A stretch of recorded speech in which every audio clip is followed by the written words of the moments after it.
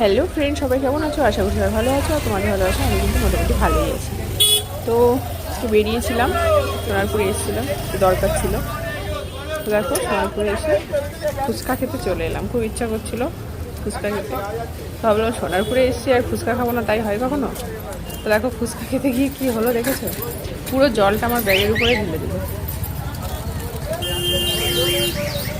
আর সোনারপুরে এটা কোন জায়গা কেউ বলতে পারবে? কেউ যদি বলতে পারো জায়গাটা, অবশ্যই কিন্তু কমেন্ট করে জানাবে। তো আমি ফুচকাওয়ালাকে বললাম জল দেবে না, কারণ তেঁতুল জলটা আমি খুব একটা খাই না। তো ভাবলাম শুধু আলু দিয়ে দেবে, তাই কিন্তু শুধু আলু দিয়ে দিয়েছে। ফুচকাটা কত বড়, পুরো মুখটাই ভরে গেছে একটা ফুচকা।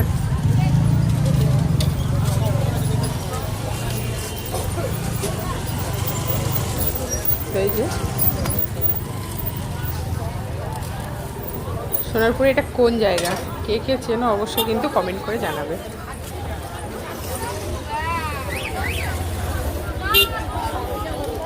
তো আমি যে দোকানটায় ফুচকা খাই না, সেই দোকানটা আজকে বসেনি, তাই জন্য এখানটায় এসেছি। এখানে মোটামুটি ভালোই ফুচকা বানায়, মাঝে মাঝেই খাই। তো আমি একটা জিনিস থেকে আসছিলাম।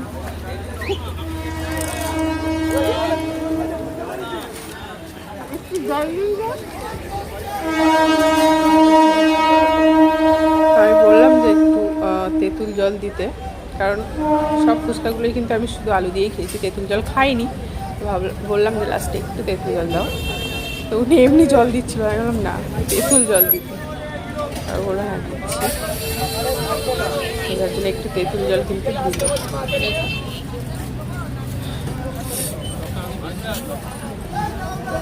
ভালো লাগে কী বলো তো, মাঝে মাঝে না আমাকে জিজ্ঞাসা করছিল যে মানে জলটা কি বেশি টক হয়ে গেছে। আমি তো জলই খাইনি, তাহলে কী করে জানবো? আর কী বলো তো, মাঝে মাঝে ভালো লাগে বাইরে বেরিয়ে এরকম ফুচকা খেতে। যাই হোক, ভিডিওটা তোমাদের কেমন লাগলো? আর দেখো ব্যাগের মধ্যে পুরো জলটাই পুরো ঢেলে দিয়েছে, তো আমি একটু পরিষ্কার করে নিলাম।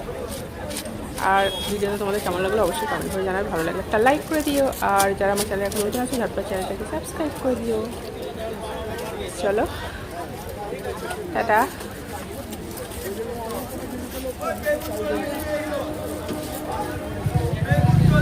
টাটা করে